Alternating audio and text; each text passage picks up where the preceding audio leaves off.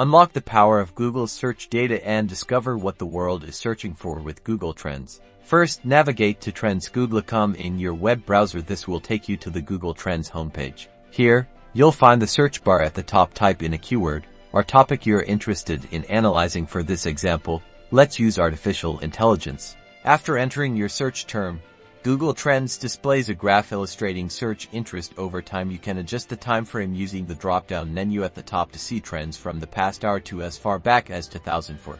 To compare multiple terms, use the compare feature. Add another search term, like machine learning, to see how its popularity stacks up against artificial intelligence. Scroll down to explore regional interest. This map shows where the search term is most popular, providing valuable insights into geographic trends. The darker the color, the higher the search interest. Below the map, you'll find related topics and related queries. These sections reveal associated terms that people are searching for, helping you uncover trending keywords and refine your content strategy. Finally, on the homepage, check out the trending searches section to see what's currently capturing the world's attention. This is a fantastic way to stay ahead of the curve and identify emerging topics. Now you're equipped to harness the power of Google Trends for data-driven insights.